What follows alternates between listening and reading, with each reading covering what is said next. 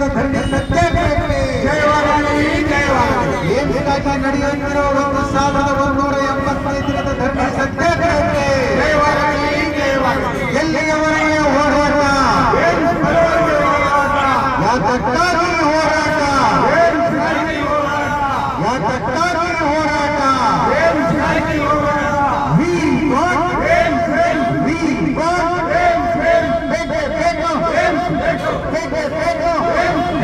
ಮಹಾತ್ಮ ಗಾಂಧಿ ಜಿಲ್ಲೆಯಾದ ರಾಯಚೂರಿಗೆ ಕೇಂದ್ರ ಸರ್ಕಾರ ಏಮಿಸನ್ನು ನೀಡಲೇಬೇಕು.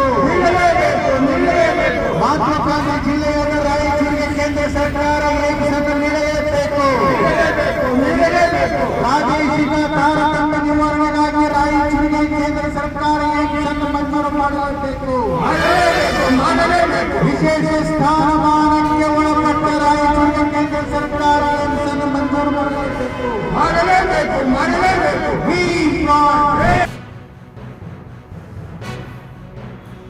ಕರ್ನಾಟಕ ರಾಜ್ಯದ ಹವಾಮಾನ ಮುನ್ಸೂಚನೆ. ನಾನು CS ಪಾಟೀಲ್, ವಿಜ್ಞಾನಿ, ಹವಾಮಾನ ಕೇಂದ್ರ, ಬೆಂಗಳೂರು. ನಾನು ಮುಂದಿನ 7 ದಿನಗಳವರೆಗೆ ಕರ್ನಾಟಕ ರಾಜ್ಯದ ಹವಾಮಾನದ ಮುನ್ಸೂಚನೆಯನ್ನು ಸಂಕ್ಷಿಪ್ತವಾಗಿ ವಿವರಿಸುತ್ತೇನೆ.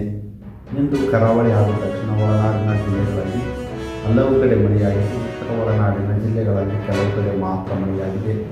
ಪ್ರಮುಖವಾಗಿ ರಾಯಲಕೋಟೆ, ಕೋಲಾರ ಜಿಲ್ಲೆಯಲ್ಲಿ 9 ಸೆಂಟಿಮೀಟರ್, ಧರ್ಮಸ್ಥಳ 5 ಸೆಂಟಿಮೀಟರ್, ಬೀದರ್ನಲ್ಲಿ 4 ಸೆಂಟಿಮೀಟರ್ ಮಳೆಯಾಗಿದೆ.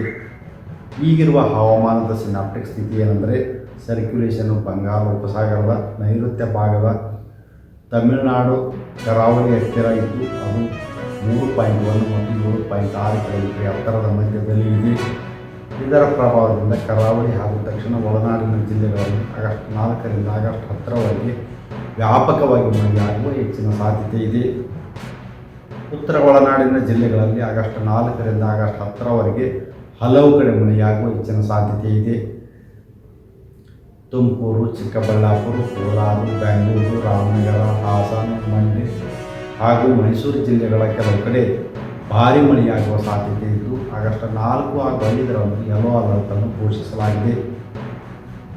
ಉಡುಪಿ, ದಕ್ಷಿಣ ಕನ್ನಡ, ಕೊಡಗು ಹಾಗೂ ಹಾಸನ ಜಿಲ್ಲೆಗಳ ಕೆಲವು ಕಡೆ ಭಾರೀ ಹಾಗೂ ಅತಿ ಭಾರೀ ಮಳೆಯಾಗುವ ಸಾಧ್ಯತೆ ಇದ್ದು, ಆಗಸ್ಟ್ 6 ಹಾಗೂ 7ರಂದು ಯೆಲ್ಲೋ ಅಲರ್ಟ್ ಅನ್ನು ಘೋಷಿಸಲಾಗಿದೆ.